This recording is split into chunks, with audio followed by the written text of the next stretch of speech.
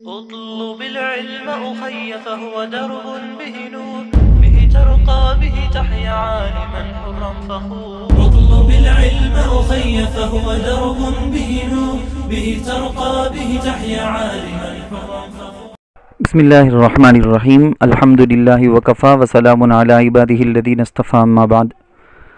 ہر بدھ کو ہمارے پیسفل اس کے یوٹیوب چینل پر حدیث کا درس ہوتا ہے. چنانچہ اسی کے تسلسل میں ایک عنوان ہم نے گزشتہ بدھ سے پہلے کے بدھ میں ہم نے ایک عنوان طے کیا تھا، لوگوں کا بدل جانا، تغیر الناس جس کو عربی میں کہتے ہیں. اس عنوان پر مشکات شریف میں ایک باب ہے، اس کے اندر کئی حدیثیں ہیں. ان میں سے حدیثوں کو منتخب کر کے ہم آپ کو بتا رہے ہیں.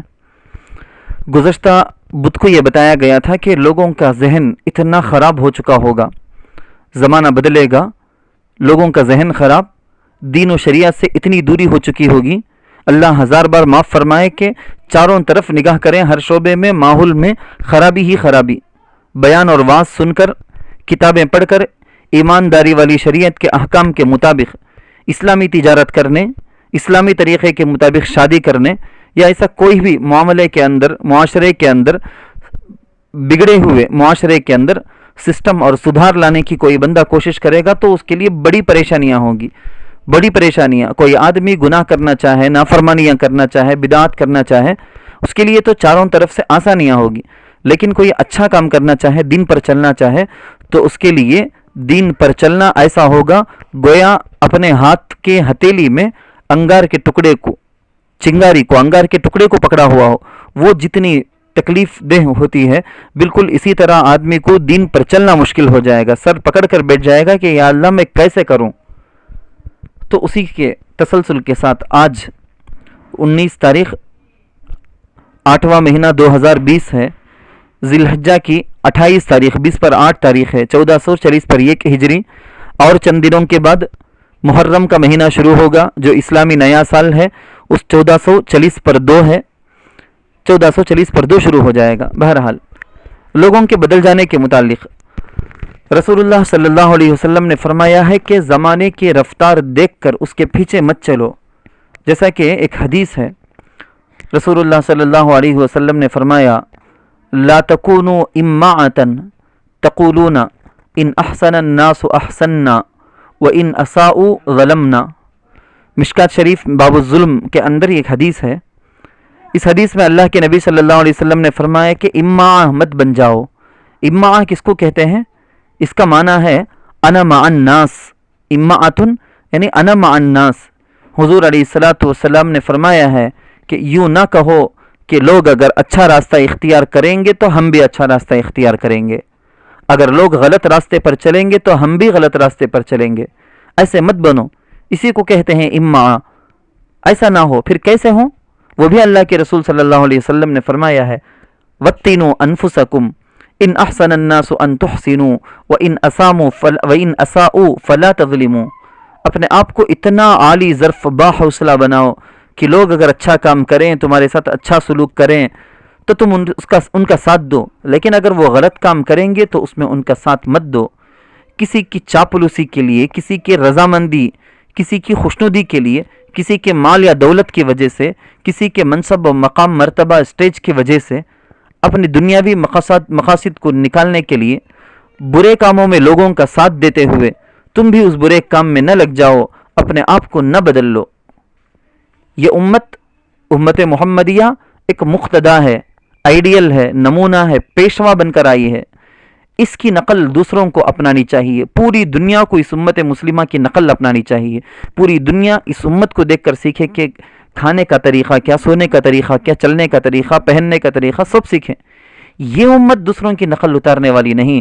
اس امت کے لیے کاپی پیسٹ کی ضرورت نہیں. اس کے پاس سب کچھ دیا ہوا اپنا اللہ کے رسول کی ساری چیزیں ہیں. اللہ نے اس امت کو بصیرت بھی دی، شریعت عطا فرمائی ہے، دین عطا فرمایا ہے. اس لیے لوگوں کو دیکھ کر کہ کون اور کس ملک والے کیا کر رہے ہیں، لوگوں کی چمک دمک کو دیکھ کر، ملکوں کی حالتوں کو دیکھ کر ان کے پیچھے نہیں چلنا چاہیے. کیونکہ دنیا والوں کی نگاہوں میں تو راحت اور نعمت صرف دنیاوی عارضی راحت ہی ہے، یہی ان کے لیے آرام ہے. لیکن مومن کا تو ایمان ہے کہ اس عارضی دنیاوی زندگی کے بعد حقیقی زندگی آنے والی ہے، حقیقی راحت اور چین تو وہاں کا ہے، اصل تکلیف بھی وہیں کی ہے۔ یہاں کی چند روزہ چمک دمک اور یہاں کی چند روزہ پریشانیاں ختم ہو جا سکتی ہیں، لیکن وہاں ہمیشہ کی زندگی میں جو پریشانیاں آئیں گی وہاں کوئی ساتھ دینے والا نہیں ہوگا۔ ماحول کو بدلنے، زمانے کو بہتر بنانے کی ہم کو کوشش کرنی چاہیے، چلو ہم کوشش کریں۔ اب ہم دیکھتے ہیں حدیث کی روشنی میں کہ اچھے زمانے کی پہچان کیا ہے، کس زمانے کو دیکھ کر ہم فیصلہ کر سکتے ہیں کہ یہ اچھا زمانہ ہے۔ ہم کہاں سے معلوم کریں کہ اچھا زمانہ کیا؟ رسول اللہ صلی اللہ علیہ وسلم کی حدیث سے، ارشاد سے معلوم کریں گے۔ عن نبی ہریرہ رضی اللہ عنہ قال قال رسول اللہ صلی اللہ علیہ وسلم اذا كان امراؤکم خیارکم واغنیاؤکم سمحاءکم وامورکم شورى بینکم فظہر الارض خیر لکم من بطنها واذا كان امراؤکم شرارکم واغنیاؤکم بخلاءکم وامورکم الى نسائکم فبطن الارض خیر لکم من ظہرها۔ ترمذی شریف میں یہ حدیث ہے، اس کو مشکات میں نقل کی گئی ہے، اسی حدیث کو مشکات میں بھی نقل کیا گیا۔ فرمایا رسول اللہ صلی اللہ علیہ وسلم نے کہ جب تین باتیں، آپ غور سے سنیں، اس حدیث کے اندر کل 6 باتیں بیان کی گئی ہیں، 3 اچھائی کے متعلق، 3 برائی کے متعلق، کہ جب تمہارے امراء تم میں کے اچھے لوگ ہوں گے، امیر، ذمہ دار، لیڈر، اور تم میں کے دولت مند لوگ سخی ہوں گے، تمہارے معاملات آپس کے مشورے سے طے ہوں گے، تو زمین کے اوپر کا حصہ تمہارے لیے زمین کے اندر کے حصے سے بہتر ہوگا۔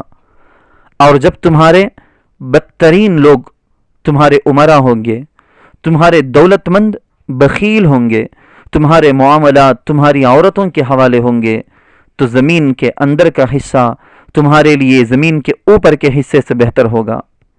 یہاں اس حدیث میں 2 چیزوں کا تقابل کیا جا رہا ہے، آپ دیکھتے ہیں کہ اپوزٹ کے طور پر بتایا گیا، اس کے خلاف یہ، اس کے خلاف یہ، اس کے مقابل یہ، ہونا کیا نہیں ہونا چاہیے، دونوں کو بتایا گیا۔ یہ اوپر کی 3 صفتیں جو ابھی میں نے آپ کو سنائی ہے، اللہ کے رسول فرماتے ہیں یہ اگر تمہارے اندر ہوں گی، تمہارے زمانے میں یہ صفتیں ہوں گی، تب تک لوگ اچھے لوگوں کے پیچھے چلیں گے۔ وہ 3 صفتیں، ان 3 صفتوں کو میں سمجھاتا چلوں۔ نمبر 1 اچھی صفتوں کے اعتبار سے 3۔ نمبر 1 امراء شریف اور اچھے لوگ ہوں گے، انہی کے ہاتھوں میں اقتدار ہوگا۔ نمبر 2 جن لوگوں کو اللہ نے مال دولت سے نوازا ہے ان کے اندر سخاوت اور شرافت ہوگی۔ محلہ اور شہر کے رشتہ داروں میں سے، محلے کے پڑوسیوں میں اور رشتہ داروں میں جو ضرورت مند ہوں ان ضرورت مندوں کی مدد کریں گے، دین کے کاموں میں خوب خرچ کریں گے۔ نمبر 3 اور تم لوگ اپنے معاملات کو آپس میں مشورہ کر کے، علماء کرام، مفتیان اعظام سے مشورہ کر کے، شیخ سے یا بزرگوں سے، اللہ والوں سے پوچھ کر مسائل حل کر کے زندگی گزارنے لگو گے، پولیس کورٹ کے چکر میں نہ پڑو گے، مشوروں سے حل کرنے لگو گے، تب تمہارا زمانہ اچھا، تم لوگ اچھے۔ قرآن کریم میں بھی اس کا حکم دیا گیا، مشورے کے بارے میں تمام مسلمانوں کو، تمام انسانوں کو تو حکم ہے ہی۔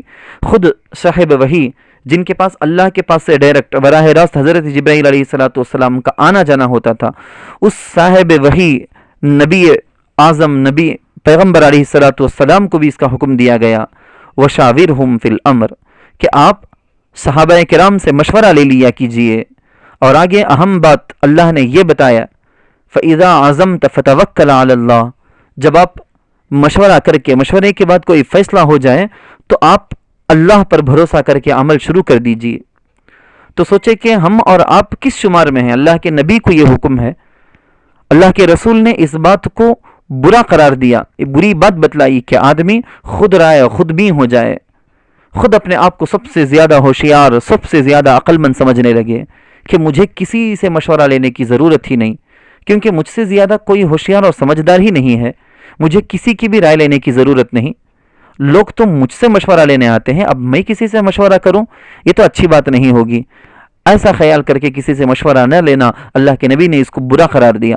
غرض کہ رسول اللہ صلی اللہ علیہ وسلم نے فرمایا ہے جب تک یہ 3 چیزیں تم میں ہوں گی، اور یہ 3 چیزیں آپ کو میں بتاتا چلوں، حضور علیہ السلام کے دور میں، صحابہ کرام کے زمانے میں کامل طریقے پر، مکمل طریقے پر، بدرجہ اتم یہ 3 چیزیں پائی جاتی تھی۔ خیر رسول اللہ نے فرمایا کہ جب تک یہ 3 چیزیں تم میں ہوں گی، زمین کے اوپر کا حصہ اندر کے حصے سے بہتر ہوگا۔ زمین کی پیٹھ سے مراد، اوپر کے حصے سے مراد وہی حصہ ہے جو اوپر کا ہے، جس پر ہم چلتے پھرتے رہتے سہتے ہیں، اور زمین کے پیٹ سے مراد، اندر کے حصے سے مراد قبر ہے۔ یعنی وہ زمانہ ایسا ہوگا کہ زندگی گزارنے کے لائق ہوگا، وہ زمانہ اچھا ہوگا۔ اور رسول اللہ نے حدیث کے اندر 3 بری چیزوں کے بارے میں کیا بتائی؟ اللہ کے رسول نے بتایا ہے، 3 چیزیں بری چیزیں بتائی ہیں۔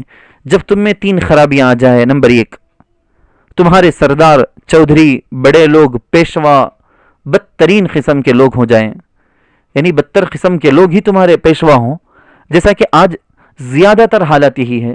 سیادت، قیادت، لیڈری، منصب، پوسٹنگ، اعلیٰ پوسٹنگ ایسے برے لوگوں کے ہاتھوں میں اکثر و بیشتر انہی لوگوں کے ہاتھوں میں ہے کہ جو انسانیت سے عاری اور خالی ہیں۔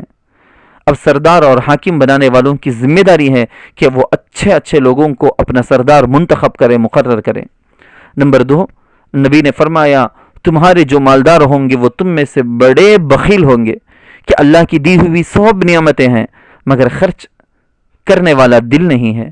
دولت والوں کو چاہیے کہ وہ اپنے اندر سماحت و سخاوت کی صفت پیدا کرے، دلی بشاشت اور خوشی کے ساتھ دین کی، قوم کی ترقی کے لیے دل کھول کر ٹھیک موقعوں پر خرچ کریں، تعلیمی طبی میدانوں میں ضرورت مندوں تک مدد پہنچائیں۔ نمبر 3، اللہ کے رسول نے تیسری خرابی کے طور پر فرمایا اور تمہارے معاملات تمہاری عورتوں کے حوالے ہو جائیں گے، یعنی گھر والے جو کہہ دے، گھر والی عورتیں، بیویاں جو کہہ دے، جیسا کہہ دے وہی چلے گا۔ وزارت داخلہ یعنی ہوم منسٹر، جو ہوم میں منسٹر رہتے ہیں ہر گھر کے اندر، ان کے آگے مردوں کا کچھ نہ چلے، چاہے عورتیں شریعت کے خلاف کہیں، دین کے خلاف کہیں، دین کے خلاف کریں یا دین کے خلاف کام کروائیں، حالانکہ وہ پکا غلط ہے، وہ جانتا بھی ہے مرد، اس کی سمجھ میں بھی نہیں آتی وہ بات۔ اصحاب رائے، سمجھدار لوگ، علماء کرام اس کے خلاف کہتے ہیں کہ ایسا ہرگز نہیں کرنا چاہیے، پھر بھی ان سب کے خلاف وہ عورتوں کی بات مان کر اسی پر عمل کرتا ہے اور یہ کہہ دیتا ہے کہ کیا کریں حضرت، وہ نہیں مانتی، حضرت کیا کرنا، گھر والی نہیں مانتی، ارے یہ نہ کرو، یہ غلط ہے، یہ گناہ ہے، یہ بدعت ہے، یہ فاتحہ نہ کرو، یہ رسمیں نہ کرو، یہ رواج نہ کرو، شادی میں اتنا ہما قسم کے تماشا نہ کھڑا کرو، شادی میں بیکار کے قرض لے کر پیسے برباد ضائع نہ کرو، اللہ رسول کو ناراض مت کرو۔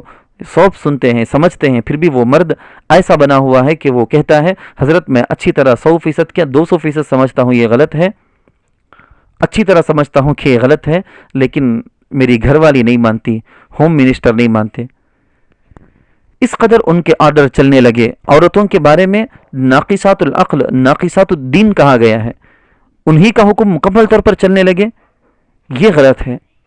ہاں، میرے کہنے کا یہ مطلب، میری مسلمان عورتیں بہنیں ہرگز یہ نہ سمجھیں، یہ ہرگز میرا مطلب نہیں، نہ حدیث کا یہ مطلب ہے کہ کسی معاملے میں عورت سے رائے ہی نہیں لی جا سکتی، ایسا ہرگز نہیں۔ عورتوں سے رائے لے سکتے ہیں، مشورہ کر سکتے ہیں، ان سے مشورہ کیا جا سکتا ہے، اس لیے کہ رسول اللہ صلی اللہ علیہ وسلم نے بھی یہ فرمایا ہے کہ وہ عورت جو شوہر کے دین کے کاموں میں معاون بنے وہ اللہ کی بہترین نعمت ہے۔ خود رسول اللہ صلی اللہ علیہ وسلم کا عمل ہم دیکھیں، اللہ کے نبی نے اپنی زندگی میں کئی موقعوں پر اپنی ازواج مطہرات، اپنی بیویوں سے جو ہماری مائیں ہیں، اپنی بیویوں سے مشورہ فرمایا ہے، تو عورتوں سے رائے لی جا سکتی ہے، بلکہ حدیث میں مطلب یہ ہے کہ مکمل باغ ڈور، پورا کنٹرول عورتوں کے ہاتھوں میں ہو، وہ جو چاہیں گی وہی ہوگا، انہی کی مرضی سے گھر چلے گا، سب کچھ ان کی پسند اور مرضی سے ہوگا، مردوں کو کچھ بھی اختیار نہیں، نہ ان کی کوئی رائے، نہ ان کا کوئی مشورہ، نہ ہی دوسروں سے مشورہ۔ گھر والی کا مشورہ چاہے وہ صحیح ہو کہ غلط، آرڈر مناسب ہو کہ نامناسب، جو عورت کا اشارہ ہو، اس کے آبرو چشم کے اشارے پر مرد ناچ رہا ہو، تو اس غلط چیز کو، اس غلط حرکت کو حضور علیہ الصلوۃ والسلام نے فرمایا یہ ایسا وقت ہوگا کہ فبطن الارض خیر لکم من ظہرہا، یعنی زمین کی پیٹ زمین کا پیٹ اس کی پیٹ سے بہتر ہوگا۔ زمین کے اندر چلے جانا، تب دنیا رہنے کے ہی لائق نہیں رہے گی۔ ایسے وقت میں تو آدمی کی بہتر انسان وہ ہوں گے جو مر کر انتقال کر کے فتنوں سے بچ کر قبر میں چلے گئے ہیں، وہ بہتر ہوں گے جو زندگی کر رہے ہیں ان کے مقابلے میں۔ یہ مطلب بھی ہرگز نہ لیں۔ نوٹ کے طور پر میں ایک بات بتا کر آگے بڑھوں کہ یہ لوگوں کو نہیں کہا جاتا کہ جب زمانے میں یہ حالتیں ہوں تو سوسائڈ کر کے خودکشی کر کے مر جاؤ، یہ ہرگز نہیں کہا جاتا، بالکل نہیں، ہرگز نہیں، کیونکہ سوسائڈ تو خودکشی تو حرام ہے، یہ نہیں کہا گیا۔ اتنے پست ہمت بھی مسلمانوں کو نہیں ہونا چاہیے، بلکہ یہاں حدیث میں جو بیان کی گئی ہیں وہ ایسی چیزیں ہیں جو آدمی کے اختیار میں ہیں، اس کے کنٹرول کی ہیں، تو اچھی چیزوں کا ماحول بنانے، غلط چیزوں کو ختم کرنے، ان کو پنپنے کا موقع نہ دینے، اس کی کوشش میں لگیں۔ ان سب چیزوں کو اللہ کے نبی اسی لیے بتاتے ہیں کہ زمانے کو، لوگوں کو اچھا رکھنے کے لیے یہ سب شروع میں جو 3 اچھی چیزیں میں نے بتائی وہ لائیں، اور آخر میں جو 3 خراب چیزیں میں نے بتائی ہیں ان کو اپنے آپ سے بھی دور رکھیں اور معاشرہ اور زمانے سے بھی دور رکھیں۔ ہم اس سے بڑھ کر ایک حدیث دیکھتے ہیں، اسی کتاب کے اندر یہ بھی نقل کی گئی ہے، عن ثوبان رضی اللہ عنہ قال قال رسول اللہ صلی اللہ علیہ وسلم یوشک الامم ان تداعى علیکم کما تداعى الآکلة الى قصعتها الى آخرہ۔ بہت مشہور روایت ہے، بہت بہترین حدیث ہے۔ اللہ کے رسول فرماتے ہیں کہ جلد ہی وہ زمانہ آئے گا کہ دنیا کی ساری قومیں تمہارے خلاف ایک دوسرے کو اس طرح دعوت دیں گی اور بلائیں گی جس طریقے سے کھانا کھانے والی جماعت اپنی رکابی کی طرف کھانے والے کو بلاتی ہے۔ یعنی دنیا کی ساری قومیں مسلمانوں کو لقمہ تر بنا لیں گی، وہ مسلمانوں کو ہضم کر لینے، ختم کر دینے کی کوشش کرے گی، سب مل کر مسلمانوں کے خلاف ہو جائیں گے، ان کو ختم کرنے، فنا کر دینے کی کوششیں کریں گے، نقصان پہنچائیں گے۔ آج تو یہ منظر ہماری نگاہوں کے سامنے ہے، 100% ہم دیکھ رہے ہیں، 100%۔ مسلمانوں کو چھوڑ کر دنیا کی ساری طاقتیں ایک رائے میں ہیں کہ جس سے جہاں جہاں جیسا بن پڑے، جس طریقے سے ممکن ہو، مسلمانوں کی جان، مال، عزت، آبرو، اقتدار، مسلمانوں کے مال و متاع اور جائیداد، کاروبار، سب کچھ تباہ کرنے کی، برباد کر دینے کی پوری کوشش سب کر رہے ہیں، سب طرف سے یہ کوشش ہو رہی ہے۔ بڑی سی بڑی حکومتیں، بڑی سی بڑی طاقتیں آپس میں اپنے شدید نظریاتی اختلافات کے باوجود مسلمانوں کے خلاف متحد اور ایک ہو چکے ہیں۔ اسی لیے رسول اللہ صلی اللہ علیہ وسلم سے پوچھا گیا، یا رسول اللہ، کیا اس وقت تعداد کے اعتبار سے مسلمان کم ہوں گے؟ فرمایا، بل انتم کثیر، بلکہ اس وقت تم تعداد کے اعتبار سے بہت ہوں گے۔ جیسا آج ہے نا، ہم مسلمان کروڑوں کی تعداد میں اور ملین بلین کی تعداد میں ہوں گے اگر پورے ورلڈ کے اعتبار سے دیکھا جائے، لیکن حضور نے ساتھ میں فرمایا، لکنکم غثاء کغثاء السیل، لیکن تم ایسے ہوں گے، بہت زیادہ تو ہوں گے لیکن ایسے ہوں گے جیسے سیلاب کی جھاگ، کف بلبلا ہوتا ہے نا، سمندر میں آپ نے لوٹ دیکھا ہوگا، جو لہریں اٹھتی ہیں، لہروں کے ساتھ اوپر کف آتا ہے، بلبلے آتے ہیں، جھاگ، جس میں کچرا، کوڑا کرکٹ، لکڑی، ٹہنی سب بہتی ہیں، مقدار کے اعتبار سے بہت زیادہ دکھائی دیتی ہوں گی، لیکن اس کی کوئی حیثیت نہیں ہوتی ہے، کوئی حیثیت نہیں، اس کا کوئی وزن نہیں ہوتا، وہ کہیں رک نہیں سکتے، کہیں پہاڑ آ گیا اس سے ٹکرا گئے، ٹہنی نکلی اس سے ٹکرا گئے، بہتے بہتے کہیں نشیبی زمین آ گئی، کہیں پست کا حصہ آ گیا، ڈاؤن ہو تو وہ گر جاتے ہیں، ختم ہو جاتے ہیں۔ رسول اللہ صلی اللہ علیہ وسلم نے فرمایا، اللہ تعالیٰ تمہارے دشمنوں کے دلوں سے تمہاری ہیبت نکال دیں گے، تمہارے دلوں میں کمزوری پیدا کر دیں گے۔ یہ سب فیصلے اوپر سے ہو رہے ہیں، یہ حدیث میں آپ نے سنا، یہ سب فیصلے اوپر سے ہوں گے، آسمان سے۔ رسول اللہ صلی اللہ علیہ وسلم سے پوچھا گیا، یہ کس وجہ سے؟ اللہ کے رسول نے فرمایا کہ وہن، پوچھا گیا ومل وہنو، کمزوری اور بزدلی کا سبب کیا ہوگا یا رسول اللہ؟ اللہ کے رسول نے فرمایا، حب الدنیا و کراہیت الموت، دنیا سے محبت اور موت کی کراہیت، موت کی ناپسندیدگی۔ ہر مسلمان، اس کے دل کے اندر دنیا کی بہت زیادہ محبت ہوگی، موت بہت زیادہ، وہ موت سے نفرت کر رہا ہوگا۔ یہی 2 سبب ہیں کہ حب دنیا، جب دنیا کی محبت امت کی دلوں میں ہوگی، دنیا کو حاصل کرنے کی فکروں میں وہ لگی رہے گی، اب وہ نہ حلال کی تمیز کرے گی نہ حرام کی، جائز اور ناجائز کی فکر اس کو نہیں ہوگی، دوسروں کے حقوق دبانا، دوسروں پر ظلم کرنا یہ معمولی بات ہو جائے گی۔ دیکھیں، ہر عمل کا ایک رد عمل ہوتا ہے، ہر ایکشن کا ایک ریاکشن، اس کا ایک اثر ریاکشن ہوتا ہے۔ خود ہندوستان میں آپ دیکھ لیں کہ مسلمانوں کی تعداد کتنے کروڑوں میں ہے، ہزار لاکھ میں نہیں کروڑوں میں تعداد ہے، لیکن اس ملک میں ہماری کیا حیثیت ہے، کیا مقام ہے مسلمانوں کا ہندوستان میں؟ دیکھیں آپ عالم اسلام میں مسلمانوں کے ساتھ کیا ہو رہا ہے، ورلڈ لیول میں پورے عالمی اعتبار سے دیکھیں مسلمانوں کے کتنے ملک ہیں، کتنے سارے ملک ہیں، لیکن کیا حیثیت ہے؟ ہر جگہ مارا جا رہا، پیسا جا رہا، جلایا جا رہا، کسی پر رعب نہیں ہے، کسی کو کوئی ڈر نہیں مسلمانوں سے۔